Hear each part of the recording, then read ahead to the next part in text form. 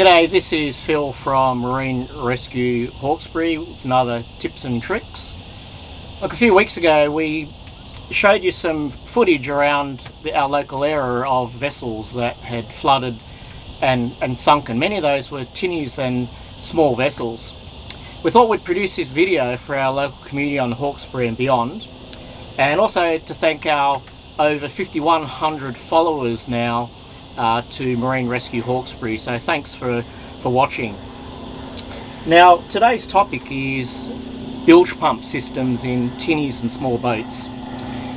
In particular, we thought this was very relevant to a lot of the boats in our local area.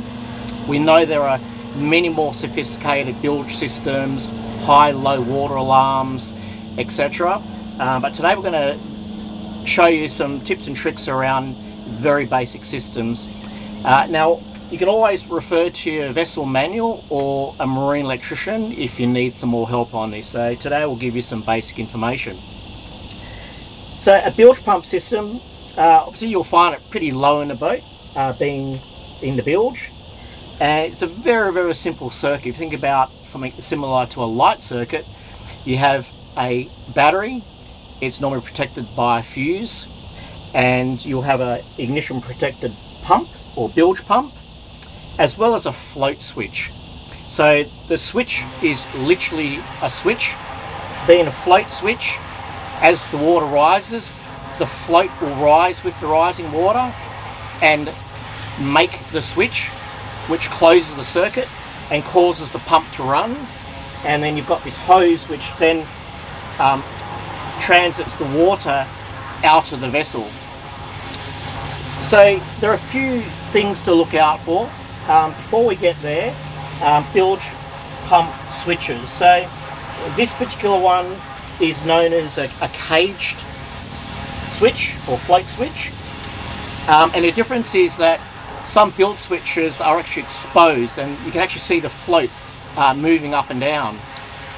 They're a little less preferable in small boats because of course there's lots of things that tend to roll around, and if something's sitting on it, it actually won't trigger. So these ones are probably better, which are caged. They actually have a plastic grill around the float so that you can't actually jam the float in an open or closed position. You still have to watch, obviously, to keep these clean, because if they clog, then the float's not going to rise and make that switch trigger the pump. So some other things to look out for. Connections are really important. So this one in particular has connectors which have a hot melt glue inside. They're quite good. You can also use self-fusing tape. Just using electrical tape is probably not ideal in that water can still seep in. So self-fusing tape or self-sealing connectors are always good. As is the wiring itself. So all this marine grade wiring is actually nickel plated copper. As salt water can wick into very tiny spaces in between wires, that will slowly corrode the wires away and will ultimately not allow the current to actually go through, and then your pump stops working.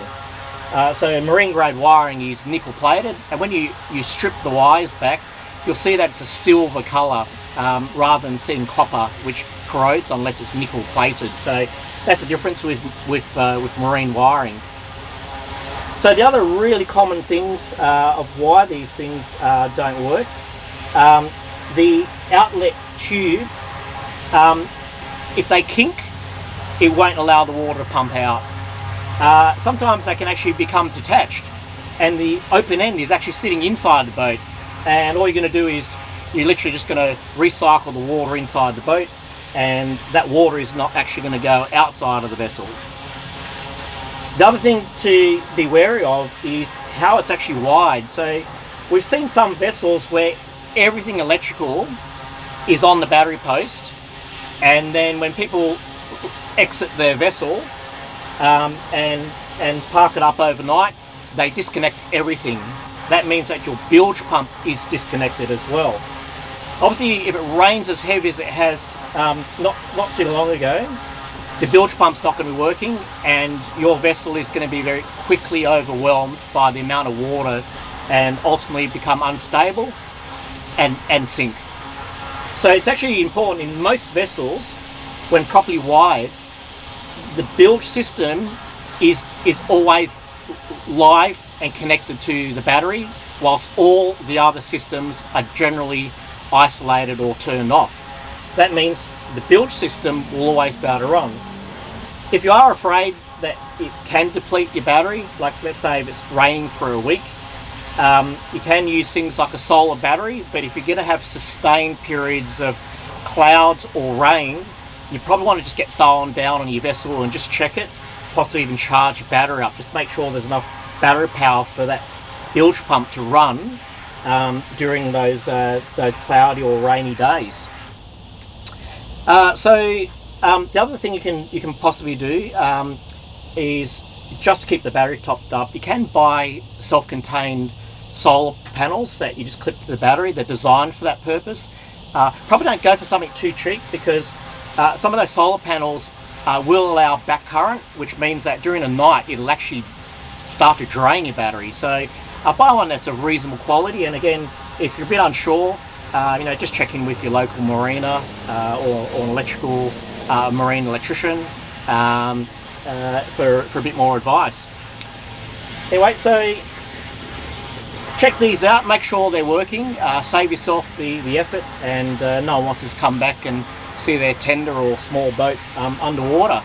Hopefully you enjoyed our session for today, and remember, when you go out there, is to get onto Marine Rescue app, or you can radio in, log on when you head on out, and then log off when you head back in. Thanks everyone.